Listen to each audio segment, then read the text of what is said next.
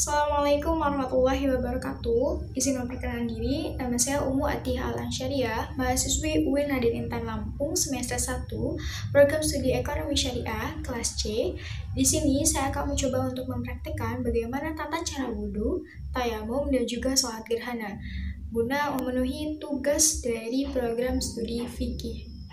Oke, langsung aja kita mencoba. Untuk media berwudu, kita bisa menggunakan air keran, air menggunakan gayung, atau juga air yang mengalir seperti sungai.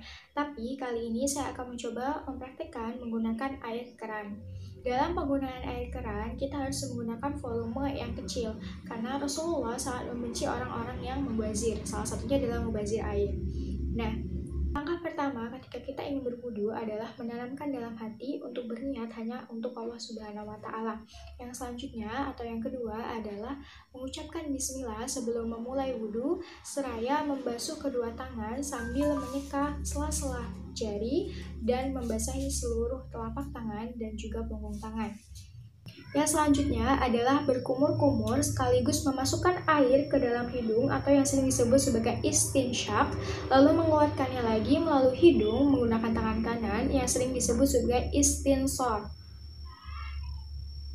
Ini diulangi sebanyak 3 kali. Yang selanjutnya adalah membasuh muka. Di sini disebutkan membasuh. Jadi caranya dengan menedahkan air dengan kedua telapak tangan, lalu menumpahkannya ke wajah, seraya membersihkan kotoran di mata dan juga di belakang telinga. Ini diulangi sebanyak 3 kali. Batasan wajah dalam wudu adalah antara telinga kanan dengan telinga kiri dan juga antara awal tumbuhnya rambut di kening sampai ke dagu.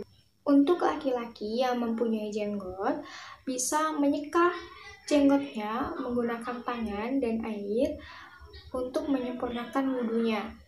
Yang selanjutnya adalah membasuh tangan sampai ke siku. Membasuh tangan sampai ke siku dimulai dari jari tangan kanan sampai ke siku dengan cara menedahkan air di tangan kanan lalu menumpahkannya ke arah siku. Lalu diratakan dari tangan sampai ke siku dan diulangi sebanyak 3 kali mulai dari tangan kanan sampai ke tangan kiri. Yang selanjutnya adalah menyapu kepala. Yang dimaksud dengan menyapu adalah kita menedahkan air di tangan, lalu kita buang airnya sedikit, lalu kita seka rambut kita menggunakan air yang tersisa di tangan. Ada 3 cara yang bisa dilakukan untuk menyapu kepala. Yang pertama adalah menedahkan air, lalu membuang airnya sedikit, lalu kita seka dari atas sampai ke belakang, lalu kembali kaki ke depan. Sedangkan cara yang kedua yaitu dengan menedahkan air, lalu kita buang airnya sedikit, lalu kita seka dari atas sampai ke belakang, tapi tidak kembali lagi ke depan. Selanjutnya adalah telinga. Kita bisa membersihkan bagian telinga menggunakan ibu jari dan juga jari telunjuk. Dengan menempatkan jari telunjuk ada di dalam dan ibu jari ada di luar. Terus kita tarik ke atas untuk membersihkan kotoran-kotoran yang ada di telinga. Yang selanjutnya adalah bagian kaki. Sama halnya dengan tangan, kaki juga harus dibersihkan bagian sela-sela kakinya sampai ke tumit dan dilakukan sebanyak 3 kali. Setelah itu membaca doa setelah wudhu.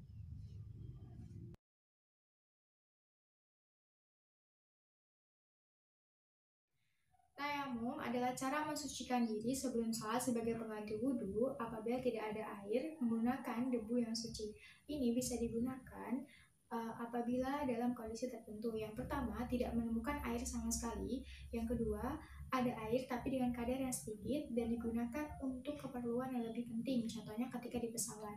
Yang terakhir, ada air berlimpah namun kondisi kita tidak memungkinkan untuk bersentuhan dengan air, contohnya ketika kita sakit.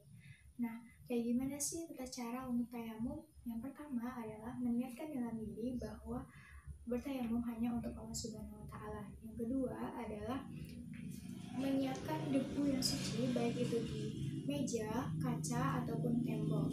Dan selanjutnya kita menempelkan tangan kita di atas debu, lalu mengucapkan bismillah dan membaca niat. Niatnya, nawaitu tayammuma liiftaqbaqi sholati lillahi ta'ala. Setelah menempelkan tangan kita di meja atau di tempat yang berdebu debu suci, lalu kita angkat, lalu kita tepuk dan kita tiup.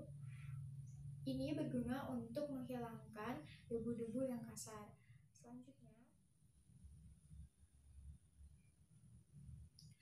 Selanjutnya kita bisa menempatkan tangan kita pada debu yang berbeda untuk bagian tangan.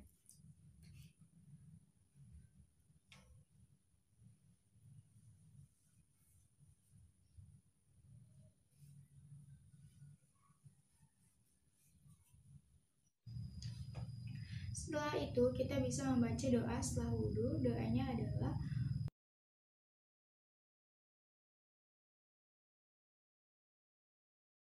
Tata cara melaksanakan sholat gerhana. Membaca niat sholat gerhana. Setelah itu membaca doa iftitah, Al-Fatihah, dan juga surat pendek.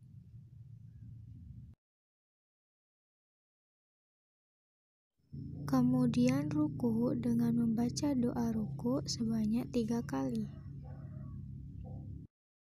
Berbeda dengan sholat biasa, pada sholat gerhana rukunya dilakukan sebanyak 2 kali dengan mengulangi doa iftitah, Al-Fatihah, dan juga surat pendek.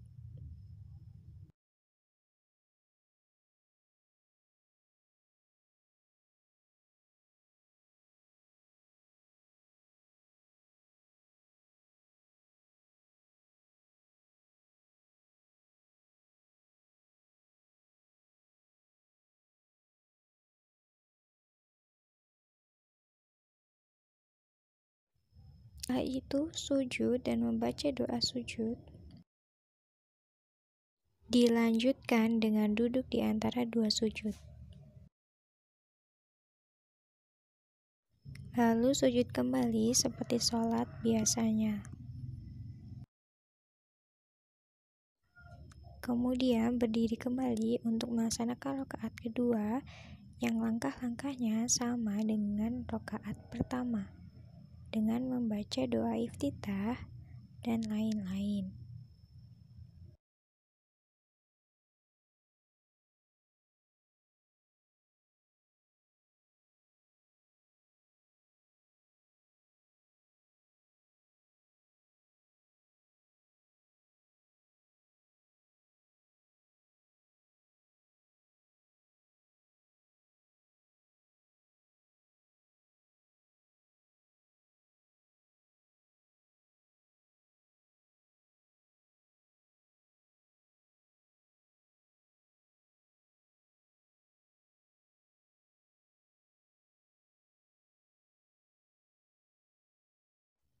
Untuk mengakhiri sholat, kita harus membaca doa tahiyat akhir.